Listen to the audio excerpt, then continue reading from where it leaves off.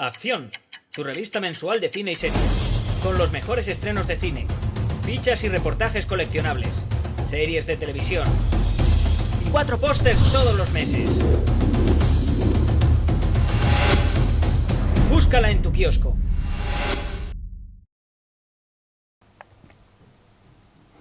Hola, muy buenas amigos, amigas, seguidores, seguidoras del canal Hacen Cine en YouTube.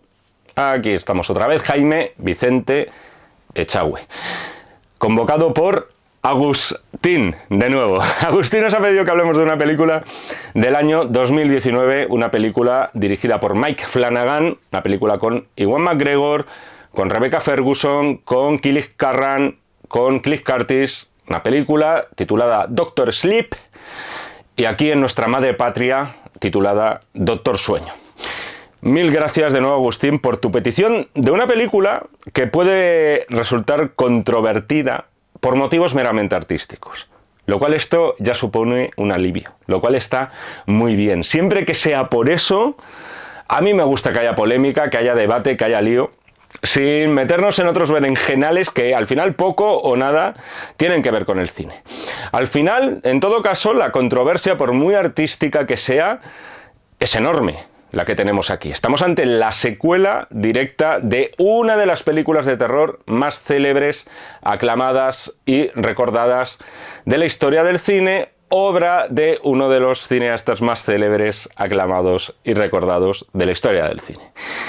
Lo que dice el Manual de Ética y Buenas Prácticas del Crítico Cinematográfico, que me estoy, por cierto, inventando ahora mismo sobre la marcha, es que una película debe ser, ante todo, juzgada por sí misma, no por sus precedentes, no por otras películas del mismo género, no por otras películas que nos puedan recordar de forma más o menos vaga a esta. No por otras películas que nos puedan resultar familiares, en definitiva. Ahora bien, en esto hay también una serie de excepciones, como todo en la vida. O sea, al final estamos con algo similar a lo que nos ocurría en Blade Runner 2049. Película, por cierto, de la cual tenéis la crítica a la carta de un servidor no hace demasiadas semanas. Aquella continuación directa del Blade Runner de Ridley Scott del 82, era imposible no juzgarla por su precedente, por el glorioso precedente. Posiblemente además por una de las obras cumbre de la ciencia ficción, y yo creo que todavía, en este caso de Blade Runner, todavía era más alambicado el asunto, porque hay poca discusión en torno a los valores que encierra Blade Runner 1982, y sin embargo The Shining es una película que a día de hoy te puedes encontrar a gente que le gusta mucho y es la película de terror de su vida, y a otros que no les gusta, les aburre o les parece de lo más flojo de Kubrick. Pero bueno, en ese berenjenal ya os digo yo que no voy a entrar. Estamos, en todo caso, ante casos en los que tenemos, o yo por lo menos me veo con la obligación, de comparar estas cintas con sus precedentes. Cuestión aparte es el hecho de que después estas películas tengan una vida propia, más allá de las cintas originales de las que parten, y de eso también vamos a hablar en esta crítica a la carta que nos ha pedido Agustín. Pero es verdad que una película como Doctor Sleep tendrá toda la vida propia que quieras, pero al final nos está constantemente, y eso lo vamos a ver en este vídeo, referenciando la película del año 1980, en este caso, que era el The Shining original de Stanley Kubrick. La pregunta que siempre nos hacemos cada vez que se estrena la secuela de una película, vamos a decir, intocable, célebre, de un clásico. Esa pregunta es: ¿era necesario? ¿Era, en este caso concreto de El Resplandor, una película que quedaba lo suficientemente abierta como para decir, joder, necesitamos una continuación, esto no se puede quedar así? En este caso, vaya por delante que Mike Flanagan tenía la mejor de las coartadas, al contrario, por cierto, de lo que ocurría con Blade Runner, que fue una secuela que se lanzó con un guión nuevo, original y propio. En este caso, el padre de la criatura, que no es otro que Stephen King, ya sabéis, autor de la novela The Shining, El Resplandor, la original, quiso proseguir las andanzas de la familia Torrance. Vamos a decir que se quedó con ganas de seguir explorando las criaturas del Hotel Overlook y, por encima de todo, se quedó con ganas de revisitar el personaje de Danny Torrance, el poseedor de ese extraño e inexplicable don que se conoce como el Resplandor. Esto lo vamos a ver, por cierto, esto de poseer un don que puede devenir en una maldición, esto es consustancial a todas las novelas que tratan este tema de Stephen King. Los niños milagrosos, los niños que atesoran un milagro, los niños que se sienten diferentes con otros niños, incluso estando en su grupo de iguales, y que por eso son marginados muchas veces, sufren bullying, sufren acoso. Todo lo tenemos en, iba a decir 1000 novelas, no he escrito tanto Stephen King, he escrito un montón, pero vamos a decir que por lo menos contándolos con 4 manos, yo creo que fácilmente podemos encontrar variaciones de este punto. Y sobre todo ver qué ocurre una vez que ese niño crece, ese niño se convierte en adulto, sigue conservando ese don, pero ahora bien, lo explota para su beneficio, lo vive en vez de un don como una maldición. También el hecho del niño que crece con ese don sobrenatural también está presente en muchísimas novelas y consecuentemente en unas tantas adaptaciones que se han hecho de este hombre. Con ese afán de continuar esa historia de Danny Torrance nació la novela Doctor Sleep, Doctor Sueño, que se publicó en el año 2013. Hay que reconocer que la papeleta que tenía el amigo Mike Flanagan no era para nada sencilla. Primero por lo ya comentado hasta ahora, tener que proseguir con un clásico indiscutible. Por mucho que fuera tu película, que ya dejes muy claro que Stanley Kubrick murió hace unos 20 años y en ese sentido ya no hay nada que hacer, pero sabes que se va a juzgar por ese rasero de la película de Stanley Kubrick. En el menor o en el mejor de los casos, lo que va a ocurrir es que evidentemente no vas a obtener, sería muy pretencioso pensarlo, una película tan perdurable en el tiempo como la que hizo Kubrick, pero sabes que se la va a comparar por todos los lados y por lo menos desde un punto de vista escenográfico, a priori podrías tener casi todas las de perder. Pero por otro lado también, y no era nada fácil lo de Flanagan, estaba la papeleta de contentar a Stephen King. Esto yo creo que debe haber una prima parte en los contratos. Ya sabéis que Stephen King, hablamos aquí, por cierto, del Resplandor en un vídeo de un servidor que tenéis en el canal también. Ya sabéis que King salió disgustadísimo de la adaptación que realizó Stanley Kubrick del Resplandor, no ya por numerosos cambios que podían ser, vamos a decir, solo de puesta en escena, o por la eliminación de determinados pasajes del libro, por reducir mucho algunas subtramas que King consideraba interesantes, sino que directamente lo que le reventó a Stephen King fue el cambio en la psicología de algunos personajes. Así que no me voy a enrollar más con esto porque ya tenéis un vídeo entero dedicado al Resplandor 1980. Así que tenemos a Flanagan que por un lado debía hacer una secuela que no decepcionara a los fans del original, una película que además muchos identificamos como nuestro primer acercamiento casi al cine de terror en la más tierna infancia. Era una película, al final no había que irse a la trastienda de un videoclub para conseguirla, era fácil que la emitieran en televisión. Y por otro lado, Flanagan tenía que complacer a King, que aborrecía del original y que ahora de nuevo confiaba en un director, entiendo que según su punto de vista, según el punto de vista de Stephen King, para hacer algo mejor de lo que hizo Kubrick en el año 1980. Esto es un fuego cruzado perfecto y mortal para Mike Flanagan. Era imposible satisfacer a todo el mundo. Y además, visto lo que luego le ha gustado a Stephen King de sus adaptaciones, era muy fácil gustarle, a lo mejor era más fácil gustarle a Stephen King y muchísimo menos al público, lo cual tampoco te solucionaba nada. Por tener en contra, Mike Flanagan tenía en contra hasta el título, porque No nos engañemos, o sea, para los críticos cinematográficos, ya sabéis, esos infraseres indeseables que se ponen así camisetas con motivos cinéfilos, van perdiendo poco a poco el pelo y se dedican a grabar vídeos en YouTube y despotricar gratuitamente de películas que ni por asomo pueden soñar ellos en lograr una meta artística parecida. Para esos seres era muy fácil tirar del juego de palabras. O sea, y por supuesto ocurrió. O sea, Doctor Siesta, la película, hay que decir que es honesta porque no engaña, provoca lo que dice el título, te da lo que te está anunciando, etcétera. Estas cosas, en fin, súper cutres que muchas veces es que ya las llevas preparadas de casa. O sea, dices, joder, alguno diría, ostras, me ha gustado un poco, ya no puedo hacer el chiste fácil. Alguno ya os digo que se estaría mordiendo los nudillos. Vista hoy esta película, no muchos, pero unos añitos después de su estreno, ¿cuál es el resultado? Para mí, Doctor Sueño es una película que me funciona muchísimo mejor cuando más se aleja del Resplandor que cuando trata de jugar en el mismo terreno de Stanley Kubrick. Ahora lo veremos, pero creo que la película, a mí por lo menos me ocurre, me engancha mucho más cuando se centra en Danny Torrance, encarnado por Ewan McGregor, además con su solvencia habitual.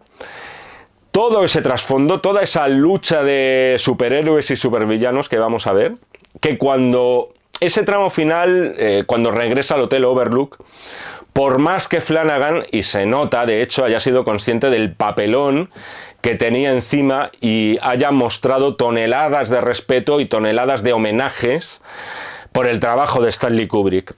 A mí me interesa más la nueva vida de Danny. Me gusta el nuevo desafío que se cruza en su camino. Me gustan los malos que tiene enfrente, especialmente el encarnado por la estupenda Rebecca Ferguson. Y me parece que tiene, además, esta película, una de las secuencias más incómodas y más duras que nos ha dejado el cine de terror, vamos a decir, entendedme, comercial, el que atrae al público en las salas, el que cuenta con una campaña de marketing potente en los últimos años. Mi clasificación, vista hoy, creo que es la segunda o la tercera vez que veo esta película y yo creo que cada vez me va enganchando un poco más. Me voy metiendo más dentro de lo que propone Mike Flanagan. Para mí son 3,5 estrellas de calificación para Doctor Sleep. Crítica a la carta, con spoilers, por supuesto. Esto hay que recordarlo hasta que me quede ronco. No sin antes recordaros también brevemente de qué va todo esto de Doctor Sueño. Básicamente la historia comienza con Danny, que como su padre se ha vuelto un alcohólico empedernido, que por cierto esto desgraciadamente tiene sentido. Hay muchos estudios en los que se viene a demostrar la predisposición genética que puede haber en las personas a generar adicciones como pueden ser la del alcohol. Es más, os diría que casi Danny Torrance es peor que su padre, por lo menos el principio es estrepitoso, o sea, con una vida pendenciera más no poder. Sin embargo, este buen chico se ha acogido por una asociación de alcohólicos anónimos, los de los 12 pasos, donde rehace su vida y además consigue un trabajo. Trabaja en un hospital en labores de mantenimiento. ¿Qué ocurre? Sus poderes siguen ahí. Él los mantiene, aunque los vaya reprimiendo. Aunque ya, casi como si fuera el Peter Pan adulto, se acaba olvidando de que alguna vez fue un niño y que tuvo esos poderes. Como cuando era niño, sigue viendo y sigue oyendo cosas que solo él puede oír y ver. Y en este caso lo utiliza para el bien, por lo menos en esa etapa en la que él ya está trabajando en el hospital, porque consigue con su don que los pacientes moribundos de ese centro médico abandonen este mundo tranquilos, en paz y sin dolor. Sin embargo diréis, ¿y? ¿Cuándo viene el conflicto? Lo hay y gordísimo. No todo va a ser paz y sosiego. O sea, en su camino se va a cruzar una muy siniestra banda de, vamos a llamarles vampiros psíquicos, liderada por Rose, interpretada, como ya os he dicho, por Rebecca Ferguson, y su sombrero de mago, que eso también es un gran detalle de vestimenta, de puesta en escena. Una banda, por cierto, que vive al final. ¿Por qué vampiros psíquicos? Viven no de chupar la sangre, sino de exhalar lo que ellos llaman el vapor, el último suspiro que exhalan los moribundos a los que previamente han matado. Cositas varias a destacar de esta película. Me parece significativo que la película se abra primero con una secuencia de terror diurno, a plena luz del día. O sea, en el vídeo que hice sobre El Resplandor, ya os comentaba que una de las obsesiones que tenía Stanley Kubrick en su empeño de rodar, vamos a decir, una película de terror diferente a cualquier otra que se hacía, y desde luego muy diferente a cualquier otra que se hacía justo en esa década de principios de los 80, pero también en finales de los 70, donde hubo un auténtico boom de este tipo de películas, era la de lograr transmitir sensación de miedo, sensación de desasosiego en pleno día, durante el día, alejándose así del cliché de la nocturnidad, que era tan, y es, de hecho, lo sigue siendo tan característico del cine de terror. En este caso tenemos a Rose y su sombrero en un bosque, ejerciendo prácticamente de Pennywise, pero con Pennywise de It, pero con una apariencia, vamos a decir, en todos los aspectos mucho más atractiva, cuando capta a esa niña y la engatusa diciendo que su sombrero es mágico. Está muy bien esta secuencia inicial de las películas. Yo os digo, es muy It, tal cual empezaba It, por cierto. Entre otras cosas porque también te retrotrae, y a mí me ha ocurrido, a uno de los grandes maestros del terror de los años 80, iba a decir, pero parte también de, vamos a decir, la segunda mitad de la década de los 70, que es John Carpenter. Hay un plano, o hay un momento en el que además de Rose, en un plano, vemos una figura por la zona de los árboles que está estática. Corta el plano y de repente en el siguiente plano vemos media docena. Es uno de esos recursos artesanales, quizá no propios de el Kubrick de El Resplandor. No era su forma, no era esa la forma que quería Kubrick asustarnos, pero sí más propios de alguien como John Carpenter, y además que no pasan de moda. Son sencillos, no necesitan efectos especiales, solo tener un buen montaje y unos actores entregados a la causa. Son momentos, además, siempre van a ser efectivos. No va a ser hasta la parte final cuando veamos ya, vamos a decir, el homenaje definitivo a Kubrick, pero lo cierto es que la película, desde que empieza hasta que acaba, está repleta de referencias, vamos a decir, sobre todo estéticas, a la película del año 1980. Por supuesto, al principio, con Danny y su madre, que tenemos de nuevo a Wendy, pero evidentemente no tenemos a Shelley Duvall, ¿no? Es una actriz que poco elegida para que se le parezca.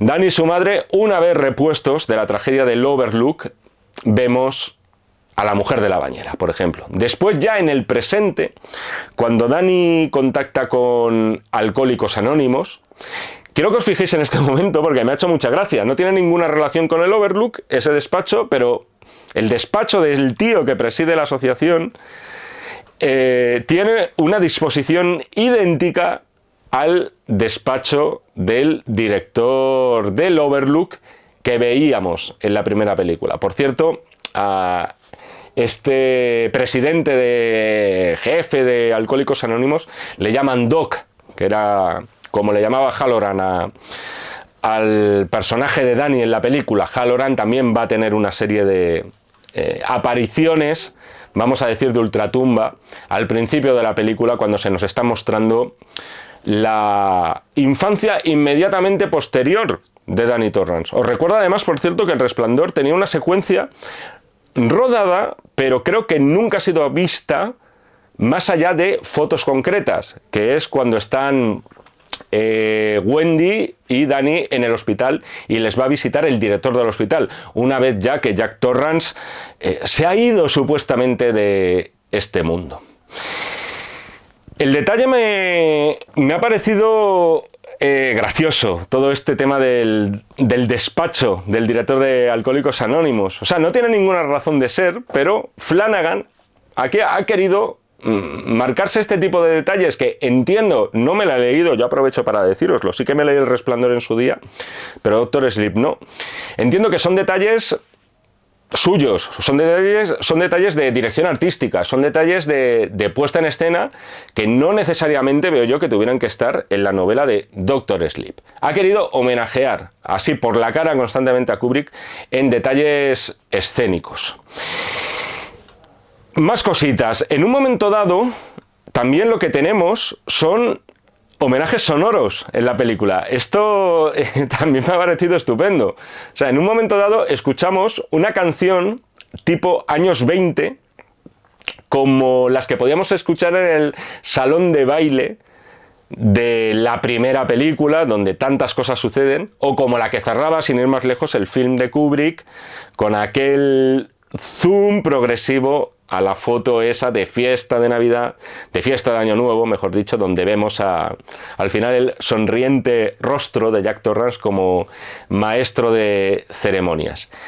Incluso, y esto me ha gustado, la banda sonora compuesta aquí por The Newton Brothers readapta de algún modo aquellas piezas de Bela Bartók, de George Ligeti, que utilizó Kubrick y que, por supuesto, además también la banda sonora retoma el Dies Irae con el que se abría la película. En ese sentido, es verdad que toda esta primera parte estamos fuera del Overlook, al final El Resplandor, una película que es el Overlook, al fin y al cabo.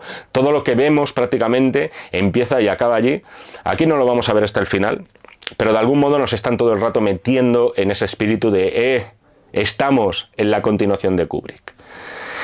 Todo esto lleva a una conclusión. Por mucho que Stephen King, por cierto, aborreciera El Resplandor, o sea, el poder de persuasión que tenía esta película, la de Kubrick, gracias a su diseño, gracias a sus iconografías, moquetas y demás, todo este tema, y a detalles también escenográficos muy concretos, es indudable, creo yo, que directores como Mike Flanagan, que se han consagrado, por cierto, en el cine de terror, también con muchísimo éxito en televisión, muchos ya sabéis cuál es su trayectoria, con algunas películas, desde mi punto de vista, ninguna hiperredonda, pero tiene varias que personalmente a mí, como esta, me parecen simpáticas, me parece que están bien, en definitiva. Al final, directores como Flanagan están reconociendo aquí que tienen una deuda. Tienen una deuda con la película de Kubrick. Pero a su vez de lo que se trataba aquí era de hacer una adaptación de una nueva novela de Stephen King, de la cual no había película hasta ahora. Motivos obvios. Y me parece que en ese sentido, Mike Flanagan jugó con inteligencia. O sea, de algún modo trató de congraciar a ambos mundos. Por un lado, el mundo de Stephen King y por otro lado, el mundo de Stanley Kubrick. Podemos decir que de Kubrick ha tomado esos detalles escénicos. Buena parte de la puesta en escena y sobre todo toda la mitología visual que encerraba la película del 80. Mientras que The King ha tomado la base de cualquier película, que es la historia. Y eso se nota en el desarrollo. Por ejemplo, lo que os he comentado al principio, de que el comienzo de la película es digno de It, con esos niños, esos carteles que estamos viendo de niños desaparecidos. La propia historia de Dan, vamos a llamarle ya en su etapa adulta, Dan Torrance, es también muy arquetípica de los héroes de Stephen King, un personaje traumado, atormentado, incluso podríamos decir acomplejado por algo que vivió en la infancia, pero que a su vez atesora un enorme talento, un talento tan grande que le supera, que le da miedo. Un potencial, en definitiva, que ningún otro ser humano tiene. Y a partir de ese poder, ese héroe se va poco a poco revelando, pues eso, como héroe. Va venciendo sus miedos. Lo de vencer los miedos y los fantasmas internos es algo también muy habitual en las novelas de King. Aquí, por ejemplo, lo tenemos con esos archivadores mentales que tienen los protagonistas buenos de la historia. esos archivadores cerebrales donde van encarcelando a esas visiones negativas que les están agarrotando, que no les permiten avanzar. Muchas veces, además, ya sabéis, y esto lo he comentado en... no me quiero hacer más autobombo con críticas a la carta, pero tenéis una de IT también, de un servidor de Elite televisivo de 1990, la miniserie. Muchas veces lo que tenemos en King al final son historias de superación personal, solo que en este caso, en esa superación personal no va de una prueba olímpica, no va de convertirse en un gran artista, en un genio de lo que sea, sino de sobrevivir a un monstruo que suele representar ese trauma. De hecho, en Doctor Sueño, desde un punto de vista argumental, y salvo algunos detalles, no te remite al Resplandor. O sea, de iconografía toda la que quieras, de historia más bien poca.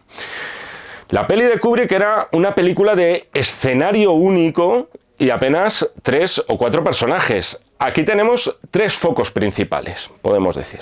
En un principio, por cierto, independientes y que, pasada más de media película, convergen entre sí. Esto, para empezar, me parece siempre una estructura, a mí me gusta. Es decir, si está bien montada, si está bien dosificada, si de algún modo siempre va a haber alguna parte de estas 3 diferentes ramas que te va a llamar más la atención o que te va a gustar más, pero de algún modo me parece que está muy bien dosificado y montado.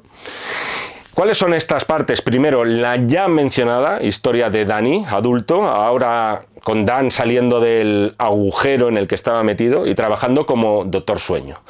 En segundo lugar, tenemos a los malos, capitaneados por Rose, buscando nuevas víctimas de las que nutrirse. Y en tercer lugar está la historia de esa niña negra llamada Abra, que en realidad es la nueva Dani Torrance, una niña que posee el resplandor, a unos niveles, por cierto, altísimos, y que por tanto será codiciada por la banda de Rose.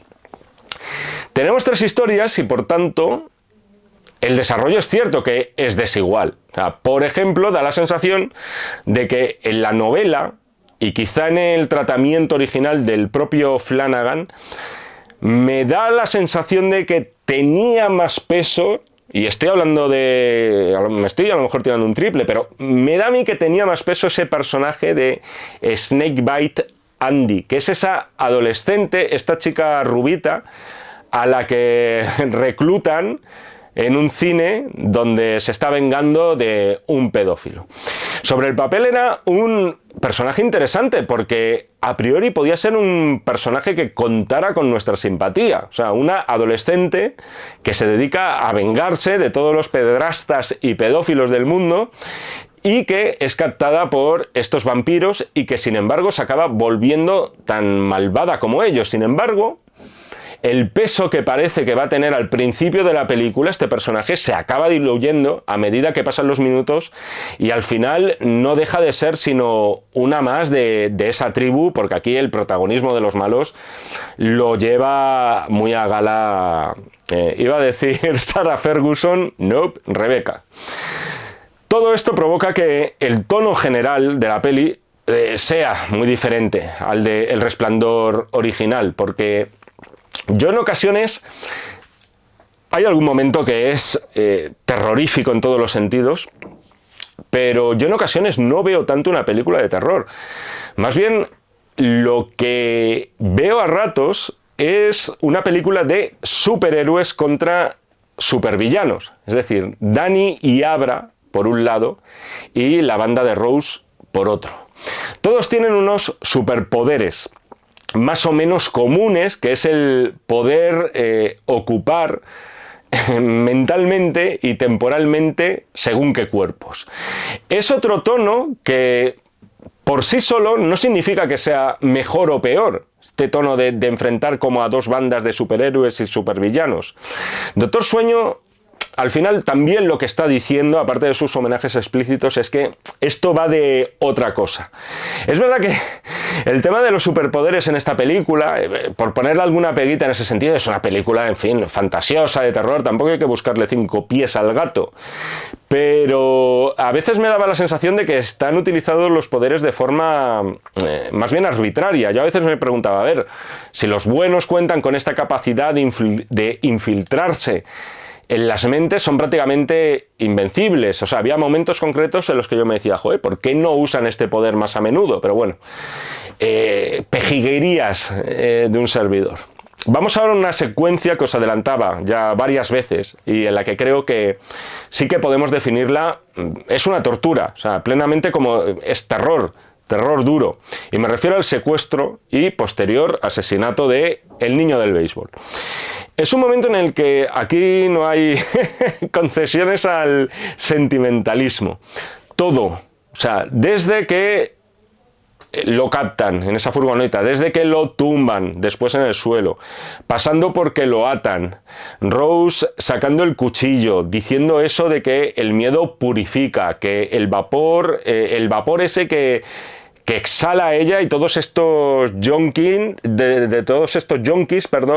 del vapor de muerto que ingieren, y diciendo que es así, joder, mucho más rico, así, cuando hay verdadero miedo y terror del muerto o del muerto potencial.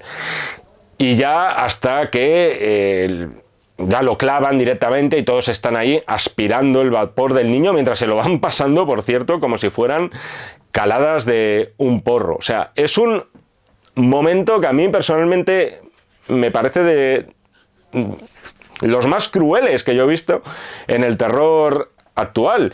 Y además es una secuencia larga, o sea, se hace larga porque dura, vamos a decir que dura más de lo deseable. No la he cronometrado.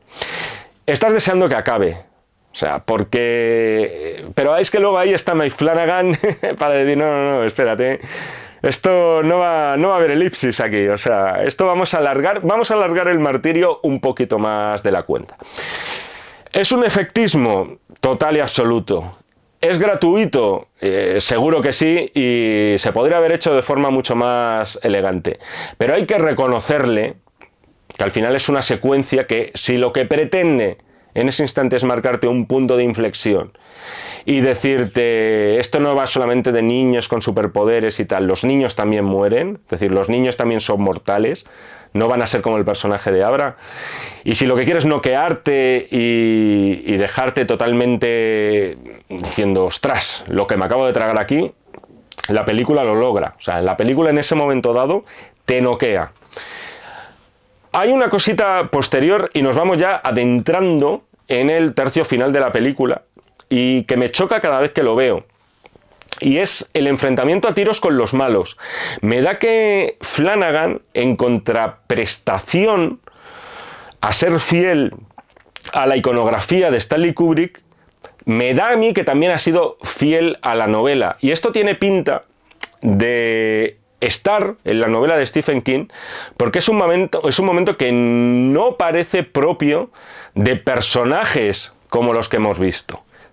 O sea, me voy a tratar de explicar. Muchas veces las novelas de King incluyen estas cosas que parecen digresiones dentro de una historia que ya de por sí suelen ser arbitrarias, como suele ocurrir en su universo.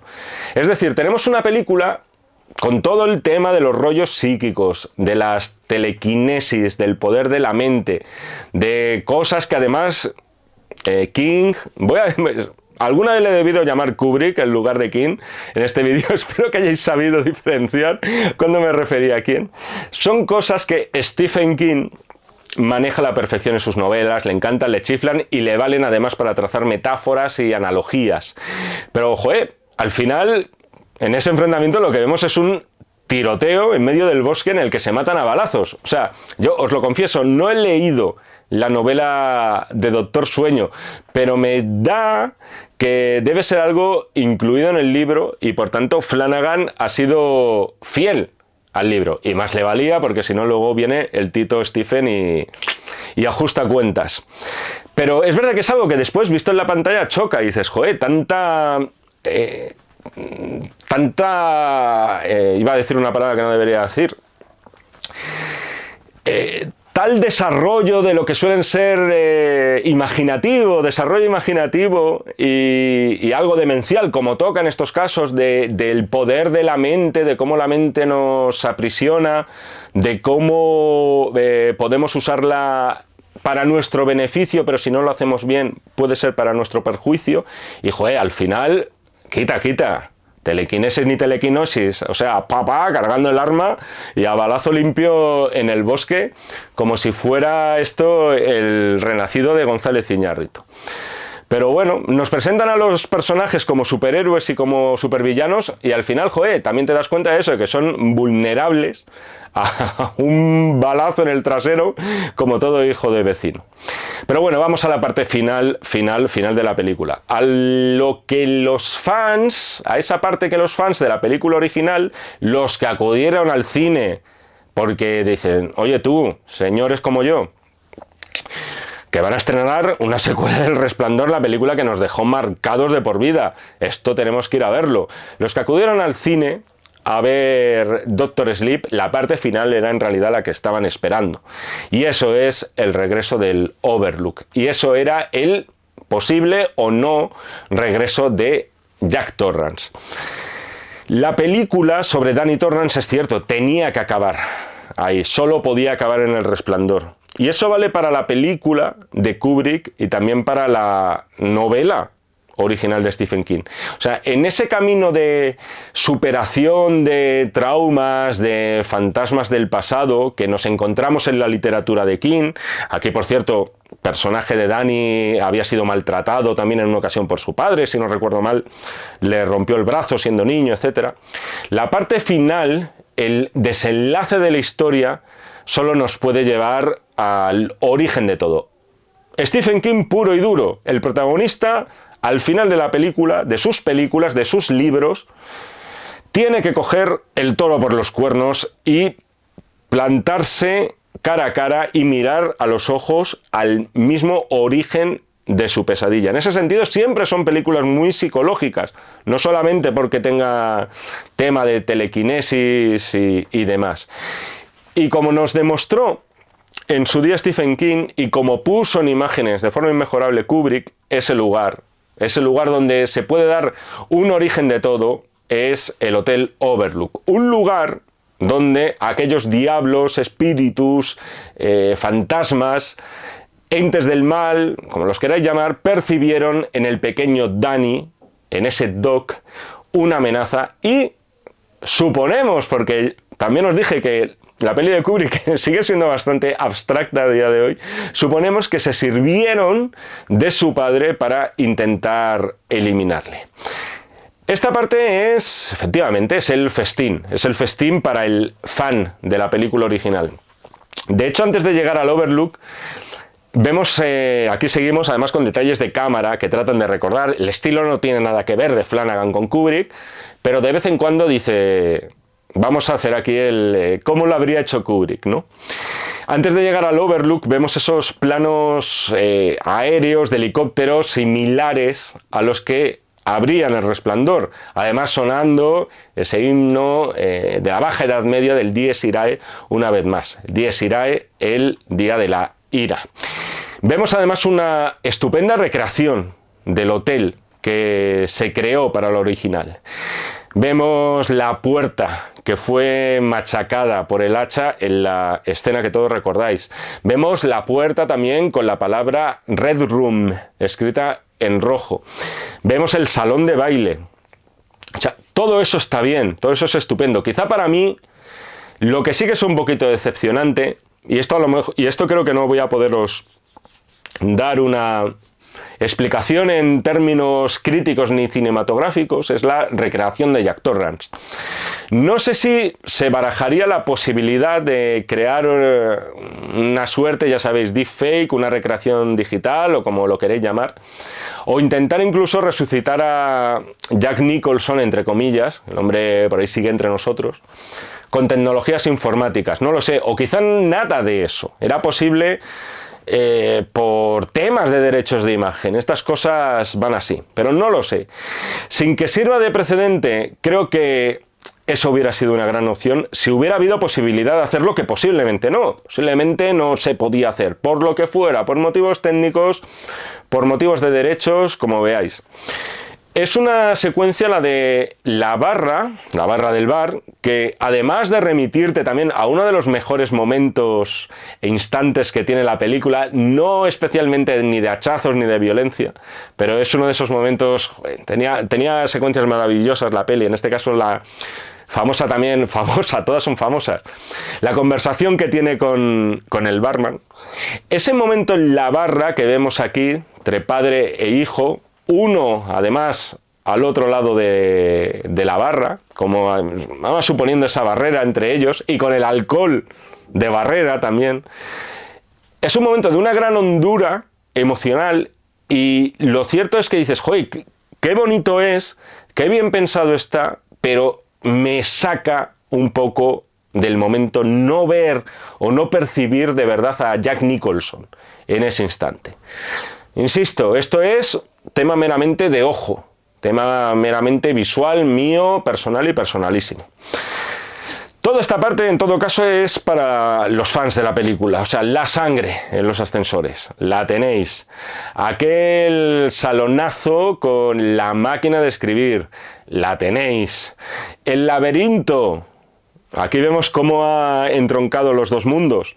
Mike Flanagan, el laberinto no estaba en la novela original, y fue una idea de Kubrick para la película, y además suplir de esta forma aquellos monstruos animales en forma de seto, que sí que suponían los monstruos de la novela original. Por cuestiones técnicas no se podía hacer. Tenemos a Grady, tenemos al señor también de la cabeza partida, tenemos a las gemelas, cómo no, a la mujer de la bañera, de nuevo, todo está bien, pero yo, al menos, es verdad que es una parte en la que no puedo evitar fijarme más en lo escénico, es decir, en ver si todo coincide, en ver si todo de verdad es clavado a la película de Kubrick, congratularme conmigo mismo, además, de decir, joder, me estoy dando cuenta de lo bien que está todo, de lo bien que está todo copiado, de lo bien que está todo homenajeado. Y por contra, de algún modo, me centro tanto en eso que acabo desviando mi atención. No pongo la atención que yo creo que es verdaderamente importante cuando estás contando esta historia, ni la implicación de vida, que es al final la conclusión, esa lucha mortal que está teniendo ya Dani con su destino, en este caso representado por el horrible y maravilloso personaje de Rose. O sea, al final me ha interesado todo, me ha gustado el nuevo Danny Torrance, me encanta aquí Ewan McGregor, como casi siempre. Los malos me parecen aborrecibles, esto es muy importante, de verdad tener unos malos a los que odiar, somebody to hate, ¿no? En este caso, dame motivos para que te odie. Yo aquí odio a los malos, les deseo lo peor del mundo. Me gusta mucho también la relación entre Dani y esta niña, y Abra, que te remite al final a la relación entre mentor y alumno que tenían Dani el pequeño y Halloran en la primera parte, que además no lo he comentado o no lo he hecho hincapié en esto, pero Halloran sigue haciendo acto de presencia, casi como el Pepito Grillo de Dan.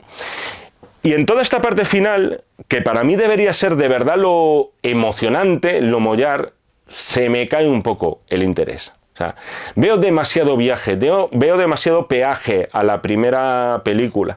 Hay muchísima atención puesta en los detalles del Resplandor 1980 y para mí al final poca emoción en esa conclusión de Dan Torrance en su enfrentamiento con Rose. Y luego también hay cosas que me siguen pareciendo, me fijo, y eso provoca que me fije más en supuestas arbitrariedades. Por ejemplo, cuando tenemos a Dan poseído, en un momento dado Dan se ha vuelto como su padre, posiblemente sea el fantasma de su padre, el espíritu de su padre que todavía vaga por el Overlook. Los monstruos la han abducido, como queráis, tienen el hacha, va persiguiendo a Abra, al grito pelado, y después Abra logra desabducirle en el último momento, sin que sepamos muy bien el cómo ni por qué. En el final, Dan baja a la sala de calderas mientras todo el hotel arde. Es interesante esto porque él acaba como su padre original, como el Jack Torrance de la novela, como Jack Nicholson, para entendernos. Es un final que al espectador que no conozca la novela y solo conozca la peli de Kubrick no le dirá mucho. En la película, Jack moría sin ningún propósito de enmienda, por cierto. Jack Nicholson moría sin arrepentirse, sin despertarse de lo que sea que le ha poseído, etc. No había redención para él. Él moría como un loco, o sea, como un animal aullando en la nieve en ese laberinto del Overlook. El final de la novela no tenía nada que ver. Sí que había un propósito de redención de Jack Torrance. Él se queda en la caldera del hotel y le dice a Danny, a su hijo, que huya, porque si no huye de allí, lo va a acabar haciendo daño. Había un sacrificio de Jack Torrance para con su familia que en la película de Stanley Kubrick no veíamos por ningún lado. Supongo que este fue uno de los detalles que enfureció, entre otros muchos, la interpretación de Shelley Duvall, la pobre, ya ves, que para mí está bastante bien, que enfureció al autor original, a Stephen King. El final de Doctor Sueño engancha, hay que reconocerlo, mucho más con la novela original que con la adaptación de Kubrick. De nuevo hay un sacrificio. O sea, Danny tiene que asegurarse que el hotel tiene que quedar destruido por completo para que esos fantasmas se purifiquen y entre ellos el mismo Danny. El prólogo también es prueba de que a Stephen King, y hablo aquí sí de Stephen King, le interesa lanzar mensajes que van más allá de la trama sobrenatural. Tenemos a Abra en su cuarto y el espíritu de Danny está allí junto a ella. Ha sido el maestro para ella, como Halloran lo fue para él. La madre le pregunta con quién habla si ella le dice la verdad. Podría haberle mentido y le dice, estoy hablando con Dan, sigue existiendo, no pasa nada, o sea, está bien, eso está bien, él está bien, yo estoy bien y no hay más que decir. Es decir, me gusta esa pildorita de filosofía de vida que te acabas encontrando en muchas novelas de Stephen King. No reprimas ese don, no reprimas ese poder, no lo ocultes, no te avergüences del propio poder maravilloso que atesoras, porque si te avergüenzas tienes muchas más posibilidades de que se convierta en una maldición que en un don. Abra cierra la puerta, por cierto, delante de la vieja de la bañera, y Doctor Sueño acaba con la mismísima canción antigua, que ahora no recuerdo el título, que escuchábamos al final de la película de Stanley Kubrick. Y hasta aquí, espero que no os hayáis dormido con Doctor Sueño, con mi crítica a la carta, es que si no reventada. Agustín, muchísimas gracias por esta crítica, por todas las que me has pedido y por las que están por venir. Espero que te haya gustado, espero que os haya gustado a todos. Ya sabéis, de hecho lo sabéis porque me estáis pidiendo, de nuevo ha vuelto con fuerza el tema, se nota que ya las vacaciones de verano han quedado muy atrás. Si queréis más críticas a la carta, estoy aquí. Tenéis las instrucciones un poquito más abajo, revista Acción, todas las herramientas posibles. Y suscribiros al canal también, muy importantísimo que os sigáis suscribiendo al canal de Acción, ya bastantes más de 60.000 seguidores y subiendo. Nos seguimos viendo en el canal de Acción Cine, si así me lo requerís, y por supuesto nos seguimos leyendo en este y en todos los que están por venir, de los números de la revista Acción. Muchísimas gracias y hasta otra. Acción, tu revista mensual de cine y series, con los mejores estrenos de cine, fichas y reportajes coleccionables, series de televisión y 4 pósters todos los meses. Búscala en tu kiosco.